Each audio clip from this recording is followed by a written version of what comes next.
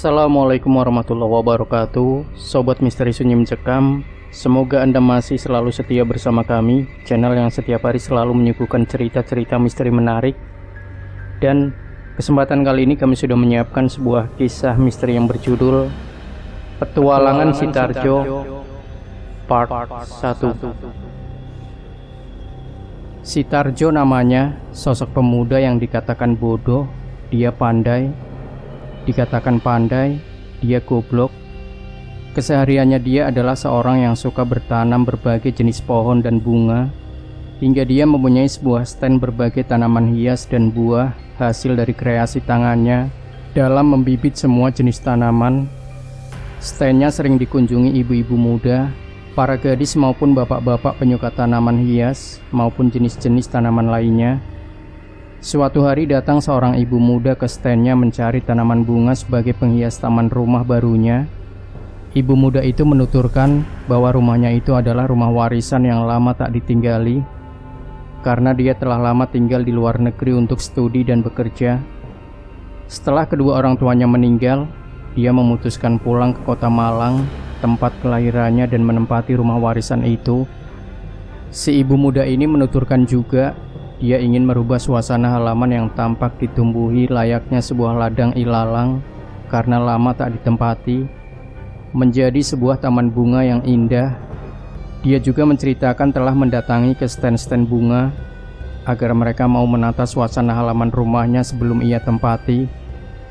Karena selama berada di Indonesia, dia di kota Surabaya, tinggal di apartemen sebelum rumahnya rampung dan dibenahi suasana halamannya. Tetapi semua tukang kebun baru mengerjakan halamannya dalam sehari sudah tidak ada yang berani kembali dengan alasan tak jelas. Katanya selalu saja ada kejadian aneh-aneh di sekitar halaman rumah itu.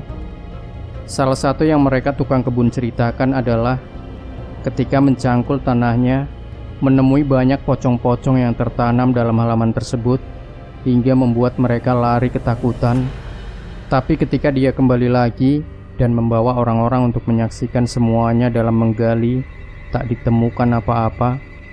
Tak ada pocong-pocong itu yang tersangkut di cangkulnya, hingga membuatnya jera dan tak berani lagi mengerjakan halaman itu menjadi sebuah taman. Tukang kebun yang kedua menceritakan banyaknya suara-suara aneh dari dalam rumah. Ketika diperiksa ke dalam, tak ada siapapun, hingga membangkitkan bulu kuduk, menjadikan rasa takut yang dalam pada diri mereka, dan juga tak mau mengerjakan taman itu lagi. Begitulah seterusnya. Entah kenapa itu semua dia ceritakan kepada Tarjo, hingga Tarjo menyanggupi untuk menyelesaikan taman itu sesuai contoh-contoh gambar yang diajukan Tarjo kepada Bu Sisilia.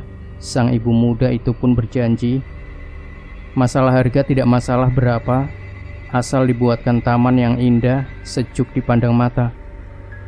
Tarjo adalah sosok muda yang taat menjalankan ibadah, mempraktekkan ibadahnya dalam kehidupan sehari-hari.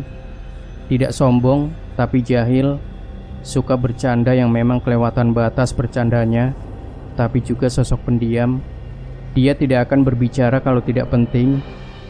Sifat itulah yang membuat dia selalu gugup jika berhadapan dengan wanita cantik seperti ibu muda Sisilia. Sepeninggal Bu Sisilia, Tarjo menghampiri si Turah yang membantu Tarjo dalam mengembangkan tanaman, serta yang menjaga stand bunga Tarjo di waktu malam hari. Turah dulunya sosok pemuda pecandu narkoba kelas berat, hingga dia terusir dari keluarganya dan luntang-lantung menjadi gila karena saraf-saraf motoriknya sudah banyak yang putus. Entah dari kota mana dia berasal, dia tak pernah mengungkapkan, meskipun kini telah sembuh berkat bantuan Tarjo dalam menolong dia. "Rah," panggil Tarjo. "Iya mas, ada apa?" jawab Turah. "Sini, ada proyek lumayan. Besok kau bantu aku ke alamat ini. Tahu kan tempatnya?" kata Tarjo. "Tahu mas," jawab Turah. "Sekarang kau pergi ke rumah Pak Rawo, pinjam mobil pick up-nya untuk besok pagi. Aku akan siapkan tanamannya yang diangkut besok," kata Tarjo. "Iya mas, aku tak ke Pak Rawo," jawab Turah sambil berlalu. Turah bisa sembuh karena memang tak ada waktu untuk merenungi nasib. Dia selalu diberi kegiatan terus-menerus oleh Tarjo dan harus meminum air putih terus-menerus. Tak ada yang lain. Mandi pun harus air dingin. Setiap jelang subuh, dia harus mandi dan mengguyur seluruh badannya, juga menepuk-nepuk kepala waktu mengguyurkan air, supaya peredaran darah di kepala bisa lancar. Berfungsi untuk menghilangkan rasa pusing dan pening di waktu sakau melanda, untuk rasa mual-mual di perut seperti diaduk-aduk mau muntah pada tiap paginya. Tarjo memberinya sepiring singkong rebus yang dinikmati bersamanya untuk sarapan beberapa jam ke depan sebelum ke menu utama yaitu nasi. Juga sering diajak jalan-jalan keluar masuk hutan, gunung, pantai untuk berburu bonsai alam guna dibentuk lagi dan nantinya menjadi pajangan di standnya jika sudah bernilai ekonomis tinggi. Dalam petualangan mencari bonsai, mereka berdua sering mengalami hal-hal ganjil jika kemalaman dalam hutan dan harus menginap di hutan tersebut. Dan itu sudah menjadi hal biasa bagi Tarjo, karena memang Tarjo punya kemampuan bisa melihat dan merasakan kehadiran hal-hal gaib, mana yang baik dan jahat. Lain dengan si Turah, pada awalnya takut, tapi ketakutan itu timbul saat yang menampakkan diri sosok mengerikan, seperti muka hancur, usus terburai, atau hal-hal yang membuatnya ketakutan.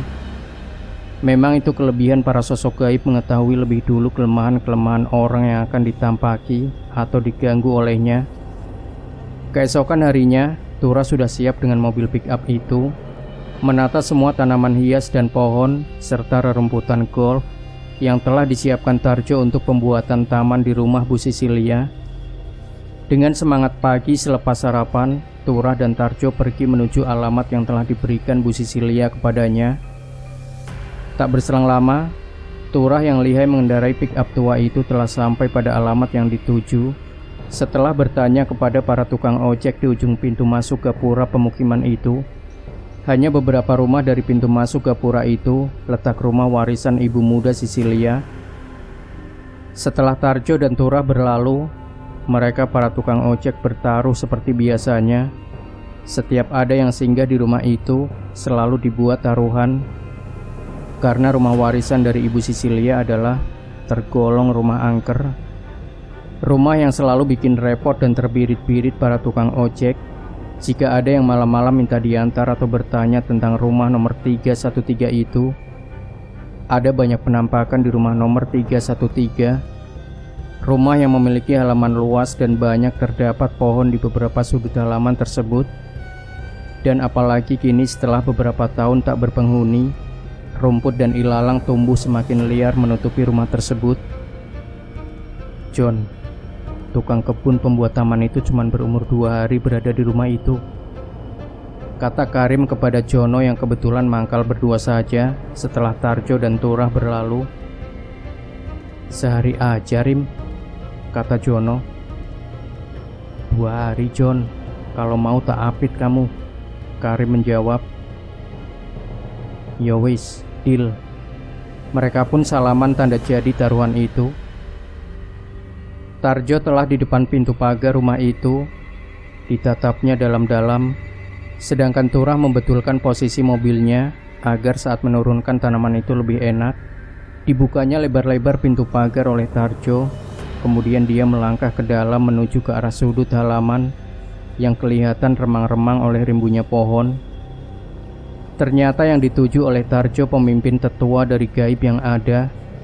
Dia meminta izin agar tak mengganggunya dalam membuat taman di rumah itu. Dalam mediasi kontak, Tarjo kesulitan mengatasi perengai tak senang atas kedatangannya ke rumah itu. Dia tetua gaib penunggu rumah itu, ternyata sosok genderuwo yang memang menjadi penghuni tempat itu sudah lama sekali. Itu menurut penuturan sang genderuwo yang bernama Kujolojo ketika komunikasi dengan Tarjo. Si Kujolojo menuturkan bahwa dia berasal dari Alas Purwo, dipindah ke sini sebagai penjaga oleh buyut dari ibu Sisilia, yang memang dulunya seorang kaya raya pada zaman itu. Kujolojo ditanam dalam bentuk penjaga rumah kediaman dari buyut ibu Sisilia, karena memang banyaknya maling pada waktu dulu. Kujolojo juga menerangkan dia tak sendirian dalam menjaga rumah itu. Ada lagi 3 sosok jin berpenghuni di area rumah ini. Si Sarkolo ada di halaman depan, berwujud ular kepala manusia, bermahkota raja. Si Karpo di dalam rumah berwujud macan putih.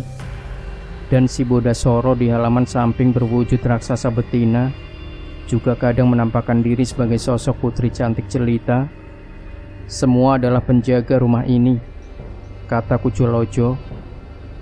Kalau pocong-pocong dan nenek-nenek yang di depan rumah itu siapa? Tanya Tarjo. Itu penghuni belakang rumah, ada gudang yang suka main-main ke sini dan suka menggoda orang-orang yang datang dan lewat jalanan depan rumah, jawab Kujolojo. Oh, Tarjo bergumam. Ya sudah, terima kasih. Nanti kamu tak kasih tanaman bunga wewangian kesukaanmu, kata Tarjo. Setelah mendapat informasi, Tarjo menghampiri Tura yang sudah selesai menurunkan semua tanaman. Rah, kamu balik dulu ke stand, ambil bunga kemuning yang besar-besar dan berbunga lebat. Kalau tidak kuat ngangkat, minta tolong ke bapak untuk membantu. Jangan diangkat sendiri, nanti kesleo, kata Tarjo kepada Tura. Iya mas, jawab Tura. Tura pun berlalu mengambil tanaman bunga kemuning yang diperintahkan si Tarjo. Kemudian Tarjo mengamati letak-letak dari pengganggu yang terdeteksi oleh indera keenamnya. Diambilnya tanah segenggam sambil berkomat kamit membaca sesuatu. Kemudian ditaburkan ke area halaman yang akan dibuat taman, terutama letak pocong-pocong dan si nenek bersemayam. Hari beranjak menuju siang. Sambil menunggu Tura datang, Tarjo mulai mencangkuli tanah yang penuh dengan ilalang itu. Kemudian dibuat petak-petak ukuran untuk diganti tanahnya dengan tanah humus, atau lebih tepatnya media tanam yang biasa untuk menjaga kesuburan tanah. Tak ada gangguan yang berarti, sampai pada suatu letak yang memang sedikit suram auranya. Cangkul Tarjo menyentuh kain kafan pocong yang sedang tiduran di halaman itu. Sedikit kaget Tarjo dibuatnya, karena kedatangan dari pocong yang siang-siang lagi tiduran tepat di cangkul Tarjo. Lalu dia mati sebentar. Sosok mayat kah? Atau memang pocong gaib? Kemudian disentuhnya. Dia berasa tanah, bukan kain kafan. Tarjo pun berkata, "Jangan ganggu, ayo bangun, dan pulanglah ke rumahmu sendiri." Tapi sang pocong tetap saja tiduran miring tanpa memperlihatkan mukanya yang tertutup tanah. Tarjo pun mengalah pindah ke bagian lain, membiarkan tempat pocong itu tetap tiduran. Menjelang duhur, Tura pun datang membawa 4 tanaman bunga kemuning dengan aroma bunganya yang begitu menyengat wanginya. Tarjo pun menurunkan bunga-bunga itu bersama Tura. Setelah selesai, Tura menyodorkan 4 nasi bungkus dan 2 botol air mineral. Ini dari ibu untuk makan siang katanya. Kita kan 2 sosok perut karung mas, kata Tura sambil tertawa. Mereka pun menyantapnya sambil Tarjo menceritakan kejadian selama dia membuat petak-petak yang dicangkulnya. Tura mendengarkan dengan cengar-cengir, entah takut atau geli atas cerita Tarjo, sambil dengan lahapnya menyantap 2 bungkus nasi tanpa sisa. Selepas mereka sholat duhur, Tura mulai mengambil bagian dalam mencangkuli tanah untuk diganti dengan media tanam. Tarjo pun menyuruhnya mencangkuli tanah, di mana dia tidak menemui pocong yang sedang tiduran di dalam galiannya. Dengan semangat Tura mulai mencangkul. Setelah beberapa cangkulan dia berteriak lari ke arah Tarjo. "Mas!" Sambil melompat melempar cangkulnya dan mendekat ke Tarjo sambil memegangi erat lengannya. "Ada apa?" Sambil cengar-cengir Tarjo bertanya. "Mayat mas," jawab Tura. "Cangkul kepalanya kalau tidak mau menyingkir mayatnya," suruh Tarjo. "Mayat mas, itu orang mati, gak bisa nyingkir mas." "Duh, kumat nih orang errornya," jawab Tura sedikit gugup. "Sudah, cangkul saja, aku yang tanggung kalau dia gak mau nyingkir. Mayat itu lain dari yang lain, dia bisa pindah," kata Tarjo. Oh, kata Turah. Dia pun mengerti apa yang telah dikatakan Tarjo. Dengan sedikit masih deg-degan, dia raih cangkulnya lagi dan melongok dalam galian yang ia buat. Ternyata pocong itu sudah tak nampak di mata Turah. Dengan komat kamit berdoa sebisanya, Turah mulai mencangkul lagi, sedikit memejamkan mata. Kalau-kalau mayat atau pocong itu menampakkan lagi, dia tak segan-segan untuk mencangkul kepalanya sesuai anjuran si Tarjo. Tarjo yang melihat kelakuan Turah tertawa tertahan dan pura-pura tak melihat Turah dalam mencangkul tanah yang ada pocongnya. Sudah hampir seperempat halaman sudah terbersihkan saat adzan asar menyambut mereka. Tarjo dan Turah pun menghentikan kerjanya, mengambil wudhu untuk sholat bersama.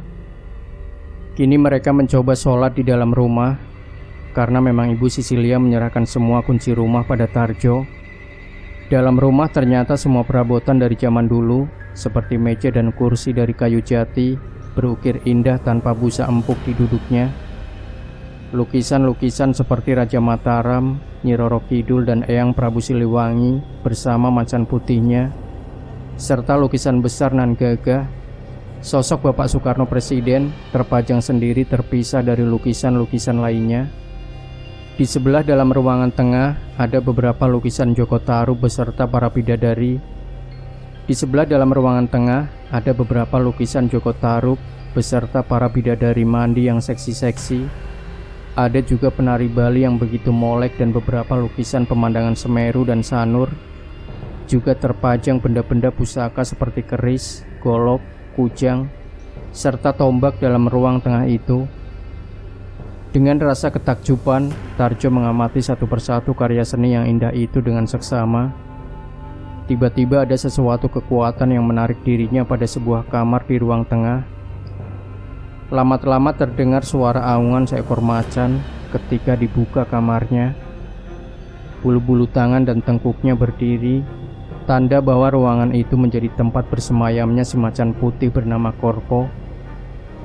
Rah, kita sholat di kamar ini. Ayo, cepat wudhu. Turah masih tertegun melihat lukisan Pak Karno yang begitu hidup, seolah-olah dia terhipnotis oleh karisma beliau. Turah pun melangkah mengikuti Tarjo ke belakang untuk berwudhu, tetapi tatapan matanya masih tertuju pada lukisan itu. Sampai-sampai Tarjo menepuk pundaknya. Jangan dipandangi terus, bisa kerasukan kamu nanti, kata Tarjo. Dan itu membuat Turah tersadar dari hipnotis lukisan Pak Karno itu.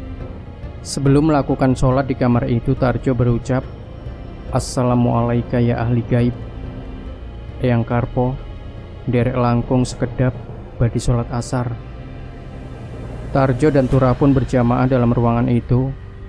Rokaat pertama tak terjadi apa-apa. Pada rokaat kedua, Turah melihat sosok macan putih besar setinggi kepalanya berada di sampingnya. Dia pun jadi tak husuk di tahiyat pertama dengan memejamkan mata dan melirik sambil membuka matanya sedikit. Ternyata macan tadi sudah tak ada di sampingnya. Dia pun lega dengan memulai kehusukannya lagi yang sempat buyar tadi. Dan pada tahiyat terakhir, macan itu nampak lagi tepat pada posisi yang sama. Turah yang sudah ketakutan pada penampakan pertama kini semakin takut, tetapi dia tak berani beranjak atau lari.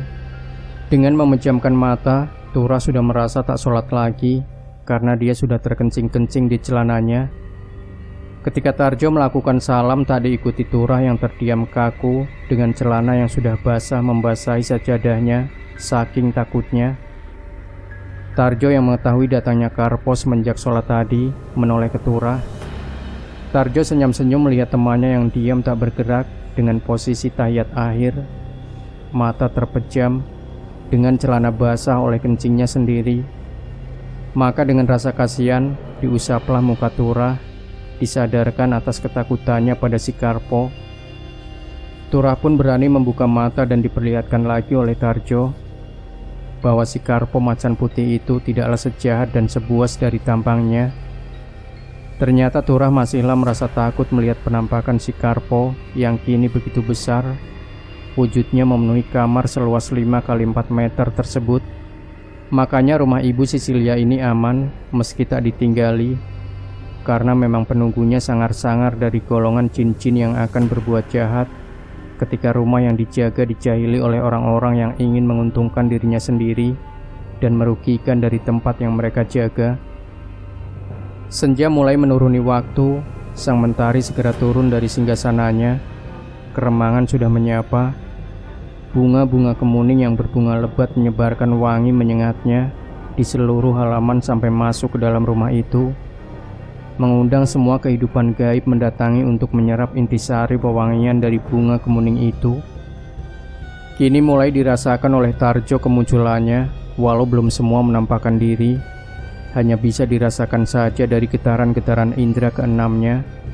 Bunga kemuning memang menebarkan aroma wangi khas, sedangkan kebanyakan makhluk gaib menyukai wewangian hingga dia akan merasa tenang dan mungkin tak akan menampakkan diri kalau dirasa tak menginginkannya, dan itu bisa meredam mereka agar tak mengganggu dalam menampakkan diri sebagai bentuk pengusiran dari mereka atas umat manusia yang akan mendiami wilayahnya. Turah memperlihatkan rasa gelisahnya, ingin cepat-cepat angkat kaki dari rumah itu. Dia sudah merasa tak nyaman berada di tempat itu. Kegelisahan itu diketahui oleh Tarjo. "Sebentar ah, kita tunggu sampai habis maghrib. Aku pengen mengetahui siapa-siapa yang jahat di rumah ini," kata Tarjo. "Kalau kau mau pulang, pulanglah dulu, aku di sini," kata Tarjo lagi. Sebenarnya Turah ingin sekali cepat-cepat minggat, tetapi rasa kasihan pada Tarjo jika sendirian di rumah itu membuatnya dia memberanikan diri seperti waktu berada di tengah hutan kala dikerubungi makhluk-makhluk astral pengganggu.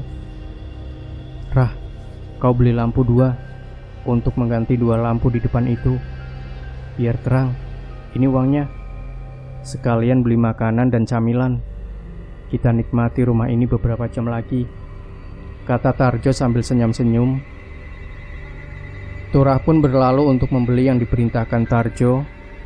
Turah berjalan kaki menuju kios terdekat di lingkungan itu, sementara Tarjo menyiapkan tangga untuk naik nanti mengganti lampu. "Bu, ada lampu 20 watt," kata Turah kepada pemilik kios. "Ada, berapa mas?" jawab pemilik kios. "2 bu, sama kacang itu yang bungkus besar, dan air mineral 1 yang gede."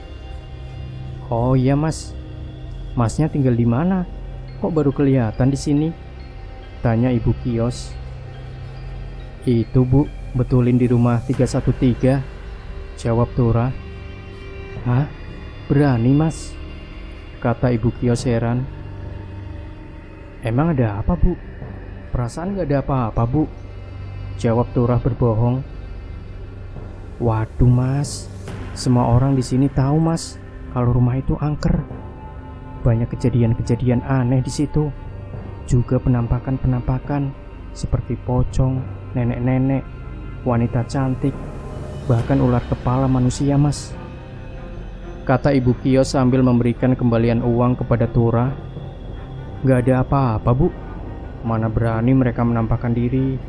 Melihat diriku yang berwajah lucu ini, adanya pocong yang ketawa ketiwi lihat tampangku bu," kata Turah sambil cengar-cengir. "Ya wis mas, kalau nggak percaya," kata ibu kios itu lagi. "Bu, kalau beli nasi di mana ya yang deket sini?" tanya Turah. 3 rumah dari sini mas, ada depot," jawab ibu kios sambil melihat kaki Turah terus menerus. "Ada apa bu? Kok lihat kakiku? Emang aku melayang ya bu? Atau setan dari rumah 313 yang lagi shopping?" jawab Turah dengan tertawa sedikit terbahak sambil berlalu menuju depot makanan. Ibu kios itu pun gerundel. "Wong edan," kata ibu itu, dan itu terdengar oleh Turah. Spontan menjawab, "Sudah dari orok bu, aku wis edan," sambil tertawa. Turah pun berlalu ke depot untuk membeli nasi bungkus. Tak ada pertanyaan aneh-aneh dari sang penjual, dan Turah pun langsung berlalu. Tetapi sang pemilik depot memanggil Turah. "Mas, kembaliannya." Turah pun balik kembali, dan sang ibu depot mengembalikan uang kembaliannya dan bertanya-tanya sedikit. "Emang tinggal di mana, Mas? Kok baru kelihatan?" tanya sang ibu depot. Turah pun menjawab dengan celeneh, "Itu, Bu, rumah 313. Kan saya sering beli nasi di sini, Bu. Sudah lama loh saya tinggal di situ. Masa ibu nggak tahu saya?" Mendengar rumah 313 dan pemilik depot langsung melihat kaki Turah dan bergegas masuk sambil berteriak tertahan karena merinding melihat Turah yang kini mulai cengar-cengir, berkesan menakut-nakuti ibu depot itu.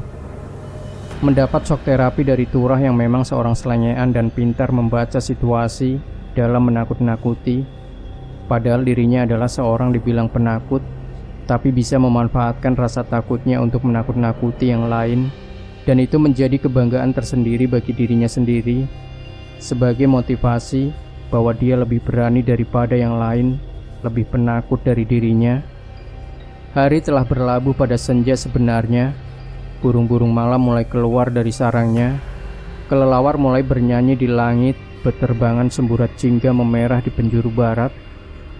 Semilir angin memainkan daun-daun, sedangkan bunga kemuning yang berbunga lebat kian santer wewangiannya menyebar ke arah berhembusnya angin di pemukiman itu, hingga membuat semakin lengang jalanan pemukiman.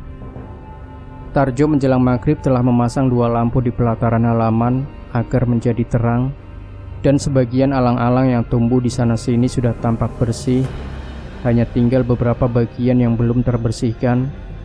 Mereka berdua melahap makanan yang dibeli tadi, sambil Turah menceritakan kepada Tarjo bahwa dia mengerjain 2 ibu-ibu, dan mereka berdua tertawa-tawa di rumah kosong nan angker itu. Maghrib telah tiba setelah mereka menghabiskan acara makannya. Di bawah pohon jambu depan kini tampak sosok wanita bersandar di batang pohon. Tarjo yang mengetahui lebih dulu membiarkannya tanpa memberitahu Turah, mengajak Turah sholat maghrib di dalam rumah agar Turah tak menoleh ke arah pohon jambu itu, karena yang nampak ini adalah sosok wanita dengan muka hancur berdarah-darah, matanya hilang satu, dan yang satunya hampir keluar dari lubangnya. Rambutnya awut-awutan belepotan dengan darah, bajunya bagian atas penuh dengan bercak darah, hingga kesan angker disandangnya dengan sempurna jika Turah melihatnya. Karena jenis itulah yang sering membuat Turah lari terbirit-birit, bukan karena rasa takutnya, tapi karena jijik dan ngeri jika melihat yang hancur-hancur seperti itu menjadi kelemahan bagi si Turah. Setelah sholat maghrib, Tarjo mengambil air 1 ember dengan merapal doa-doa yang disematkan ke dalam ember berisi dengan air tersebut. Kemudian dia keluar ke halaman di mana tadi sang wanita muka hancur menampakkan diri dengan tujuan menyiramkannya. "Buat apa, Mas?" tanya Turah. "Kamu di sini saja," jawab Tarjo. Turah yang sudah mengerti kebiasaan juraganya langsung terdiam tanpa berani mengikuti arah langkah Tarjo yang menuju halaman depan. Dengan nyemil dan menyanyi bergumam sekedar untuk memberanikan diri bahwa sebenarnya dia sudah tahu kode Tarjo dengan mengatakan, "Jangan ikut di sini saja." Berarti ada penampakan yang sangat amat mengerikan yang akan diusir oleh Tarjo dengan seember air tersebut. Di pohon jambu itu, sosok penampakan perempuan muka hancur telah tiada. Tarjo tetap mencipratkan air di ember sedikit demi sedikit, mengelilingi letak sekitar pohon dan sampai pada batang pohonnya. Tiba-tiba ada hembusan angin melewati tubuh Tarjo. Seketika dengan refleks, air dalam ember dipercikan ke arah di mana angin tadi berhembus. Kemudian Tarjo ke tembok belakang untuk memagari agar makhluk-makhluk gaib dari gudang belakang tak datang lagi berkunjung ke rumah kosong ini. Air dalam ember yang diasmai Tarjo adalah sebagai menghalau dari makhluk-makhluk dunia kosong pengunjung agar tak berkunjung kembali. Di dalam rumah, Turah yang bernyanyi sendiri ternyata menarik perhatian si jin raksasa, Nyai Bodasoro, untuk keluar dari peraduannya. Harum bunga kemuning menebar ketika malam hari menyapa, dan nyanyian bergumam dari Turah seperti layaknya orang nembang pemanggilan diri dari Nyai Bodasoro yang memang lama tak menampakkan diri semenjak sang majikan dari rumah itu meninggal. sehingga rasa rindu dari Nyai Bodasoro akan kidung-kidung yang pernah ada untuk pemanggilan dirinya dari peraduan, apalagi harum wewangian sebagai pelengkapnya. Dahulu Nyai Bodasoro kalau menampakkan diri dengan pemanggilan atau pengundang kidung-kidung Jawa yang syahdu, harum wewangian dan alat musik gamelan pengiringnya, yang memang pada dasarnya Nyai Bodasoro adalah suka dengan menari. Turah sudah merasakan kehadiran sosok lain yang bukan dari Eyang Karpo, tetapi sosok lain lagi. Pundaknya dirasa kian berat, tangan dan kakinya kian seperti menanggung beban. Tak seberapa lama Turah pun bangkit dan menari-nari sambil nembang dengan bahasa Jawa Kromo yang amat halus. Turah melenggak-lenggok selayaknya penari cantik dari keraton Solo. Suaranya lemah gemulai bagai putra-putri bangsawan raja bertutur kata. Gerakannya kian lemah gemulai, seperti mengikuti alur dari gamelan nan syahdu. Entah sudah berapa lama Turah kerasukan Nyai Bodasoro tanpa diketahui oleh Tarjo, karena memang Tarjo sibuk menghalau datangnya pengganggu yang memang bukan penghuni tetap rumah ini. Setelah dirasa selesai, Tarjo merasakan yang lain lagi. Ditolehnya ke dalam rumah, Tarjo melihat Turah sedang menari-nari dengan lemah gemulainya. Dan itu bukan sosok dari kebiasaan si Turah, karena Turah tak bisa menari, apalagi menari layaknya penari-penari dari keraton. Bergegaslah Tarjo memasuki rumah, dan memang benar Turah sudah kerasukan dari jin Nyai Bodasoro. Ketika Tarjo ingin menyadarkan si Turah, Turah pun berontak dan berkata, "Jangan ganggu aku, Cah Bagus. Aku masih menyukai temanmu." "Assalamualaikum Nyai Bodasoro. Mohon maaf Nyai. Sudikah kiranya Nyai melepas temanku Nyai?" kata Tarjo menjawab dengan permohonan sopan. "Ojo kesusu tojah Bagus," kata Nyai sambil terus menari. Tarjo yang merasa kasihan dengan Turah memaksakan diri ingin mendekap dan menyadarkannya. Dengan sedikit memaksa, Tarjo mendekap Turah dan ingin mengusap muka dengan telapak tangannya agar secepatnya tersadar. Tetapi Nyai Bodasoro bukan makhluk gaib sembarangan yang dengan mudah bisa diusir. Ketika dekapan Tarjo datang, segelombang angin dahsyat menubruk tubuh Tarjo hingga terpelanting membentur pintu. Tarjo pun segera bangkit memandang lekat-lekat pada Turah yang terasuki Nyai Bodasoro yang terus menari-nari sambil mulutnya tak henti-henti nembang dengan suara begitu halus nan merdu. Padahal suara sebenarnya Turah adalah gembret dan falespol ketika bernyanyi. Kini Tarjo menyiapkan sesuatu yang dimilikinya dan mungkin dirasa sebagai senjata pamungkas untuk mengeluarkan Nyai Bodasoro dari tubuh Turah. Tarjo tiba-tiba jongkok menempelkan telapak tangannya pada lantai sembari terus merapal ayat-ayat suci dengan tatapan tajam kepada tubuh Turah yang masih dikuasai oleh jin Nyai Bodasoro. Seketika tubuh Turah lemas dan ambruk pingsan tak sadarkan diri. Tarjo pun menghampiri dan membasuh mukanya dengan sisa air di ember tadi. Setelah beberapa saat Turah tersadar dan mengeluh badannya sakit semua, ngilu di sendi-sendinya. Tarjo kemudian memberinya minum dan mendudukannya di kursi. Dibiarkannya beberapa saat untuk beristirahat. Tarjo keluar rumah lagi ke halaman samping untuk bermediasi dengan Nyai Bodasoro agar tak mengambil jasad si Turah untuk dirasuki kembali. Lama Tarjo bermediasi dengan Nyai Bodasoro yang memang pada dasarnya sedikit mempunyai perangai buruk dan suka kepada Turah. Hampir seperempat jam Tarjo bermediasi agar Nyai Bodasoro tak menyentuh si Turah lagi, sampai akhirnya Tarjo meninggalkan rumah itu untuk memulihkan Turah dari pengaruh Nyai Bodasoro yang masih berkeinginan masuk lagi pada diri Turah. Istilahnya menjauhkan diri Turah dari pengaruh mistis-mistis yang ada, supaya dengan cepat dinetralisir untuk memulihkan kebugaran Turah hingga tak mengganggu psikologis kejiwaan diri Turah yang masih biarpet pikirannya. Sesampai di rumah, Turah dipapah Tarjo masuk rumah yang masih kadang-kadang berkicau tak karuan. Melihat itu Bapak Tarjo bernama Karmin langsung membantu memapah dari arah kiri. "Bu panggil Pak Karmin kepada istrinya dan sang ibu pun keluar. Astagfirullah, kata sang Ibu Tarjo. Coba baringkan di sini, Pak. Seketika Ibu Tarjo langsung mencengkram kedua pundak Turah dan kemudian menarik sesuatu dari jidat Turah. Turah pun tak berkicau lagi, hanya matanya yang menerawang jauh nan kosong.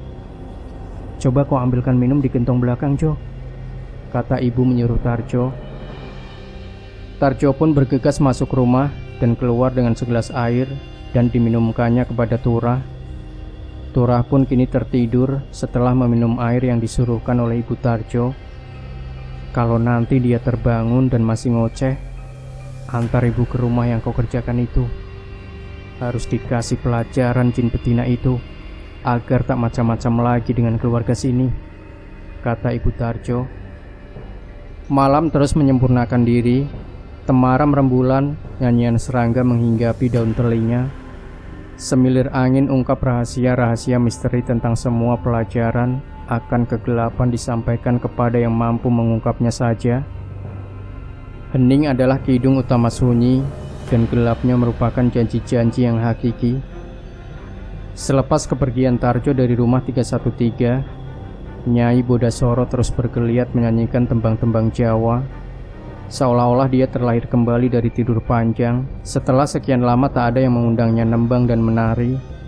Itu berimbas pada diri Turah yang masih biarpet tentang kesadarannya, karena yang memasuki adalah jin dengan kekuatan tinggi yang bercokol di rumah 313 ratusan tahun.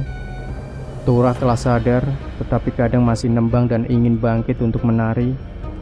Tetapi tubuh sadarnya terlalu lemah untuk bangkit, hingga membuat Ibu Tarjo mengajak Turah untuk pergi ke rumah 313 yang kini dikerjakan Tarjo tamannya. Ayo Jo, antar ibu ke rumah itu, biar bapakmu yang menjaga Turah, kata Ibu Tarjo. Monggo Bu. Mereka berdua pun berangkat menuju rumah 313 milik Ibu Sisilia. Tak seberapa lama, mereka berdua telah sampai. Ketika malam kian bertambah rapat, Tarjo membuka pintu pagar, sedangkan sang ibu berdiam di mulut pintu pagar, kemudian masuk perlahan, langsung menuju halaman samping rumah. Sedangkan Tarjo mengamati dari pintu pagar. Karim, si tukang ojek yang kebetulan lewat, melihat Tarjo di depan rumah menghampirinya. Karena dia dan Jono, teman ngojeknya, terlibat taruhan dan ingin mengetahui sebenarnya yang sedang terjadi. Dia juga mendengar dari kasakusuk Ibu Depot waktu sore tadi. Ibu tadi didatangi sosok anak muda penghuni lama rumah 313 yang memang lama tak berpenghuni. Dan itu tak lain tak bukan adalah Turah, mengaku-ngaku sebagai penghuni lama yang kini kena getahnya sendiri, kerasukan jin betina Nyai Bodasoro yang memang adalah penghuni lama rumah 313 bersama ketiga lainnya. Kok balik lagi, Mas? Tanya Karim. Oh iya, ada yang ketinggalan tadi. Itu ibu yang mengambilnya, jawab Tarjo. Loh, ibu Mas tadi kan gak ikut, kata Karim lagi. Iya Mas, hanya ibu yang bisa mengambilnya, jawab Tarjo. Berarti pusaka itu, kata Karim. Gak tahu lah Mas, lawang ibu yang pengen kesini dan ingin melihat-lihat, kelit Tarjo. Kata dukun-dukun yang kebetulan lewat sini, banyak benda-benda pusaka ada di rumah ini, tetapi tak satu pun dari mereka bisa menariknya atau mengambilnya. Boro-boro menariknya, lari ke birit-birit. Iya, ada yang pernah dibanting di situ Mas, karena masuk melompati pagar dan membakar dupa di situ. Karim menunjuk tempat bersemayamnya si Kujolojo. Waktu itu saya yang mengantarnya ke rumah ini, dan saya tungguin di pagar ini, Karim bercerita. Terus, kata Tarjo semakin penasaran mendengar penuturan si Karim. Iya Mas, sampai 2 kali sang dukun itu terbanting dan kemudian tergopoh-gopoh meninggalkan tempat itu, lalu menaiki pagar ini untuk pergi. Tetapi lagi-lagi dia terpelanting jatuh, seperti ada yang menyeret dari bawah ketika mencoba menaiki pagar. Aku pun merinding waktu menolong dari luar, menarik tangannya saja tanpa berani masuk ke dalam, si Karim bercerita. Sekarang kok berani di sini? Tanya Tarjo. Karim menjawab dengan senyum-senyum, "Kan ada emas. Aku percaya bahwa sampean bukan orang sembarangan meski masih muda.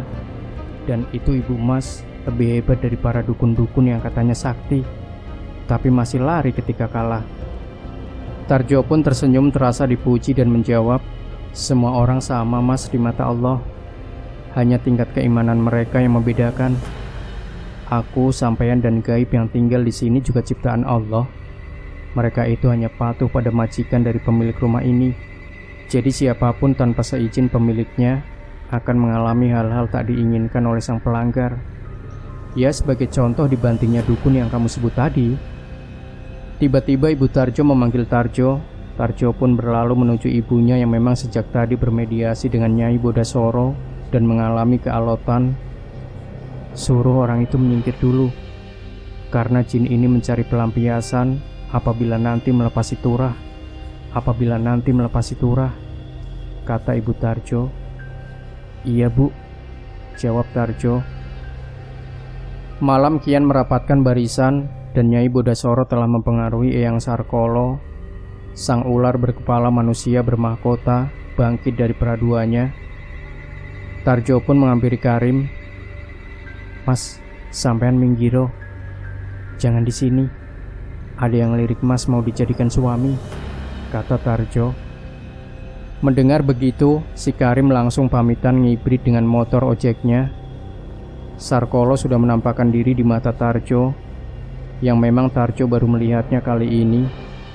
Ular besar sebesar batang pohon kelapa besar berkepala manusia setengah siluman, berwajah ganteng, berambut gondrong bermahkotakan emas berkilau dengan pernak-pernik bermata merah sangar. Matanya memerah dan kadang-kadang berdesis menjulurkan lidah panjang yang hitam bercabang. Dan kalau nyengir, tampak gigi-gigi kecil rapat nan tajam. Dengan sepasang taring tak seberapa panjang dan besar, itulah Sarkolo. Sisik punggungnya hitam mengkilap dengan garis lingkar berwarna emas, sedangkan sisik dada berwarna emas semua. Sarkolo juga merupakan jin yang lama tertidur dalam persemayamannya. Dia terbangun oleh bisikan sang Nyai Bodasora agar bisa menemaninya nembang dan menari-nari. Kini Ibu Tarjo telah ditampaki oleh dua sosok jin yang sangat amat kuat pengaruhnya. Tetapi Ibu Tarjo yang bernama Fatimah tak gentar sedikit pun atau keder dengan penampakan mereka berdua. Beliau tetap meminta agar Nyai Bodasoro melepas turah dari pengaruhnya. Tarjo pun kini mendampingi ibunya, berjaga-jaga apabila jika terjadi sesuatu, dia bisa langsung terlibat di dalamnya. Nyai Bodasoro kini mulai beringas ketika temannya Ki Sarkolo menyambut ajakannya untuk berdendang. Malam semakin larut dalam kesenyapan hembusan angin semilir dan wewangian bunga kemuning kian syahdu nan magis di saat munculnya dua sosok kuat makhluk gaib penunggu rumah 313 ini. Ki Sarkolo melihat dua sosok manusia yang tak dikenal di rumah yang dijaga langsung menampakkan ketidaksenangannya. Berdesis-desis menjulurkan lidah hitam bercabangnya dan matanya kian memerah, mulai menyerang Tarjo dan ibunya dengan serangkum angin besar dari tiupan mulutnya. Ketika mendesis keras terarah kepada dua sosok manusia yang dilihatnya pertama kali, Tarjo dan ibunya terdorong beberapa langkah ke samping hingga Tarjo memegangi ibunya agar tak terjatuh. Kini amarah sang ibu Tarjo mulai terpancing, yang memang berwatak keras jika di saat-saat tertentu. Itu dilakukan agar dia dan keluarganya tidak mau direndahkan atau disepelekan.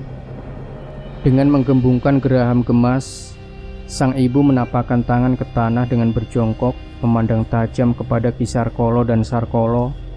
Memandang tajam kepada Ki Sarkolo, dan Sarkolo langsung mundur beberapa langkah ke belakang dengan perasaan heran dan bertanya-tanya, siapa wanita ini sebenarnya yang mempunyai sesuatu ilmu langkah milik Ki Sawung Galing dan Sunan Kalijogo. Ki Sarkolo mengurungkan niatnya untuk menyerang lagi, karena kalau diteruskan akan berakibat fatal, karena dia akan selamanya terkurung dalam bumi dan tidak akan bisa kembali kalau tak ada yang bisa memusnahkannya.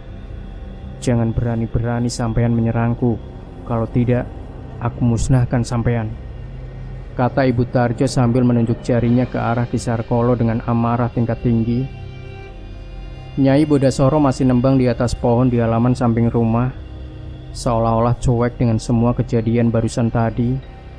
Kini Ibu Tarjo kembali fokus ke arah Nyai Bodasoro yang susah diajak mediasi. Kemudian ditariknya kaki Nyai Bodasoro oleh Ibu Tarjo hingga dia berhenti nembang. Dengan tatap mata tajam menyala, tatapan tajam sosok raksasa betina yang menyala-nyala tak suka karena kesenangannya diganggu oleh bangsa manusia, membuat dia jadi sangat marah dan langsung menyerang Ibu Tarjo. Tiba-tiba tangan Nyai Bodasoro menjulur-julur menjadi panjang, jemari-jemarinya dengan kuku tajam siap mencekik Ibu Tarjo. Melihat itu, Ibu Tarjo dengan sigap menangkapnya, dan setelah kedua jemari mereka bertemu, maka dua kekuatan bentrok sesaat hingga mereka berdua mundur beberapa langkah karena sengatan dari kekuatan masing-masing. Nyai Bodasoro semakin marah karena keinginannya untuk mencekik tak terkabulkan, karena lawannya juga memiliki kekuatan yang besar. Kini Nyai Bodasoro menyerang lagi dengan kedua tangannya, dengan jemari-jemari panjang berkeriput hijau kehitam-hitaman dan kuku tajam seolah-olah laksana pisau siap merobek-robek tubuh si Ibu Tarjo. Disertai serangkuman angin yang menderu dahsyat, tangan dengan jemari panjang kian mendekat. Bu Fatimah, ibunya Tarjo, berkelit ke kiri dan ke kanan menghindari cengkeraman serta cekikan dari sang Nyai Bodasoro. Hawa panas sambarannya begitu terasa ketika tangan itu bergerak mencari sasaran cengkeraman. Setelah menghindar terus, kini Bu Fatimah melepas selendang yang biasa diselempangkan ke lehernya sebagai senjata. Dikebutkannya selendang itu ketika jemari-jemari panjang Nyai Bodasoro ingin menyerangnya. Dengan kebutan-kebutan selendang merah milik Ibu Tarjo, Nyai Bodasoro kian tak bisa mendekatkan lagi jemarinya yang ingin mencengkeram. Tarjo hanya melihat perseteruan itu karena dirasa ibunya mampu mengatasi keberingasan Nyai Bodasoro. Nyai Bodasoro adalah raksasa betina yang membenci wanita, suka dan senang jika ada lelaki yang sesuai dengan keinginan hatinya, maka dia akan sesering mungkin menampakkan diri pada lelaki yang disukai, atau lebih parahnya, merasuki dan susah untuk melepasnya. Seperti yang dialami si Turah pada saat ini, dan siapapun yang kerasukan Nyai Bodasoro selalu susah dinetralisasi meskipun sudah dijauhkan dari tempat awal dia kesurupan. Nyai Bodasoro merupakan sosok yang taat. Pada dasarnya itu terbukti semenjak dia dipindahkan dari Gunung Merapi ke rumah 313, tak ada masalah berarti, dan tak pernah berbuat aneh-aneh atau meresahkan, juga merasuki seseorang maupun masal dalam radius lingkungan rumah. Kini dia telah menampakkan keberingasan asal tabiatnya, sama yang pernah dia lakukan sebelumnya di Gunung Merapi, merasuki jiwa seseorang yang melewati ruang lingkup kekuasaan atau daerahnya, menjadikan seseorang itu menjadi tawanan hasratnya, hingga membuat orang tersebut tersesat dalam lingkar ruang dimensi lain yang membuat mereka tak dapat memulihkan kesehatannya sendiri, dan akhirnya dia harus mati di suatu alam gunung antara alam nyata dan alam gaib, atau dengan pemikiran dunia sekarang, tersesat di gunung, dengan berakhir kematian menjemput, dan sukmanya akan menjadi penghuni arwah-arwah penasaran masyarakat dunia kosong Merapi yang memang memiliki kerajaan gaib yang sangat amat kuat dan juga mempunyai jutaan masyarakat gaib. Itu hanya terjadi pada orang yang mempunyai tingkat keimanannya rendah dan labil. Jika seseorang memiliki tingkat keimanan yang baik, maka akan sulit ditembus oleh suatu kekuatan dari dunia gaib. Karena setiap ayat-ayat Tuhan yang keluar dari mulut orang yang beriman akan bisa menjadi tameng kuat dalam dirinya. Kalaupun bisa dimasuki atau dirasuki, hanya bersifat sementara, karena dalam hatinya sudah ada perlindungan yang kuat dari Tuhan semesta alam. Nyai Bodasoro terus menyerang Ibu Fatimah dengan membabi buta, karena selama ini dia merasa menjadi penguasa kaum wanita yang belum ada tandingannya, hingga membuatnya sangat marah ketika ada sosok wanita yang berani mentang-mentang kepada dirinya. Bu Fatimah masih mengandalkan selendangnya sebagai senjata utama, yang bertujuan memang tidak untuk memusnahkan Nyai Bodasoro, hanya ingin mengikatnya agar bisa dijadikan jinak kembali seperti sedia kala. Jari-jari Nyai Bodasoro yang menjulur-julur tetap mencari sasaran dengan beringasnya, tapi itu semua dapat dihindarkan oleh Bu Fatimah dengan sigap. Dalam kesempatan ada celah renggang di antara serangan Nyai Bodasoro, selendang merah Bu Fatimah meluncur deras ke tubuhnya Nyai Bodasoro dan telak mendarat di antara ulu hati sang Nyai Bodasoro. Seret, plak. Nyai Bodasoro terkaget dengan sengatan selendang merah yang mendarat di tubuhnya. Seketika dia menarik tangan dengan jemari panjangnya itu untuk melindungi tubuh agar tak tersengat kembali oleh selendang merah Bu Fatimah. Melihat Nyai Bodasoro menarik dua lengan tangan dengan jari-jari yang menjulur panjang, selendang merah Bu Fatimah dilepas kembali dengan secepat kilat, seperti gelombang yang bergulung-gulung menyerang. Dan begitu sampai dengan secepat kilat, selendang tersebut berubah menjadi kembaran kain merah lebar, juga panjang, membelit Nyai Bodasoro dengan cepat dan kuat, hingga membuat tubuhnya Bodasoro terbungkus dari leher sampai kaki. Dan jika dia berontak, maka kain merah itu semakin menjepitnya. Kini Nyai Bodasoro tak bisa berkutik sedikit pun. Tubuhnya terbalut rapat kain merah. Bu Fatimah mendekatinya dengan komat kamit sembari melangkah mendekati Nyai Bodasoro yang kini bertambah mengecil tubuhnya karena meronta-ronta terus, hingga membuatnya kini semakin kecil dan kecil lagi. Sampai pada akhirnya sekecil boneka setinggi 10 meter dengan balutan kain merah, menyerupai batang kara atau dengan kata lain disebut jenglot yang terbungkus kain merah. Bu Fatimah memegangnya dan disimpannya dalam kantong kain berbau sangat harum dan memasukkannya dalam kantong bajunya. Kemudian Bu Fatimah mendatangi Ki Sarkolo dan berkata, "Kalau sampean macem-macem di sini, akan kutangkap sampean." Dengan nada mengancam dan sedikit mata melotot, agar Ki Sarkolo mengerti ancaman itu bukan sekedar sambal gertak. Mendengar itu Ki Sarkolo diam membisu saja dan lenyap dalam peraduannya. Sesampai di rumah, Ibu Tarjo menyimpan hasil tangkapannya dalam sebuah kotak ukir tak sebegitu besar, kemudian menyimpannya dalam ruangan khusus. Sebelum menghampiri si Turah, Tarjo dan ibunya mensucikan diri dengan berwudu agar hawa-hawa buruk kegaiban tak mengikuti dan mengganggu proses pemulihan si Turah. Turah masihlah tergeletak lemas di atas pembaringan, sedangkan Bapak Tarjo menungguinya dengan mengaji. Bu Fatimah masuk ke dalam di mana Turah berbaring membawa segelas air untuk diminumkan kepada Turah. "Gimana Pak si Turah?" kata ibu. "Alhamdulillah tertidur dan tidak mengigau sama sekali," kata sang bapak. Tarjo pun masuk melihat Turah setelah berwudu. Diusapkannya air yang dibawa sang ibu ke muka. Turah pun bangun dibantu Tarjo. Dipegangi tubuh Turah dari depan oleh Tarjo, sedangkan ibunya dari belakang memegang kedua pundak Turah, dan ditariknya semua pengaruh-pengaruh gaib dari dalam jiwa Turah. Tak seberapa lama Turah pun tersadar kembali. "Perutku kok lapar ya?" Itu kata-kata pertama dari mulut Turah setelah beberapa jam kerasukan, dan disambut tawa Tarjo yang meledak-ledak sambil memukul pundak si Turah. Akhirnya Turah kembali seperti sedia kala, selengean dan cengar-cengir jika bercanda. "Alhamdulillah, gendenge wis kumat lagi," kata ibu. "Loh, tadi apa enggak gendeng toh Bu?" kata bapak. "Oh enggak Pak, tadi itu enggak waras," kata ibu lagi. "Sekarang ini kumat Bu kata Tarjo diiringi tawa mereka bersama. Turah memang bukan keluarga dari keluarga Tarjo, tetapi sang ibu menganggap sebagai anaknya sendiri, dan Tarjo menganggap sebagai saudaranya, walau kadang sering disuruh-suruh agar semua motorik dalam otaknya cepat pulih. Nah, Sobat Misteri Sunyi Mencekam, bagaimanakah kelanjutan cerita ini?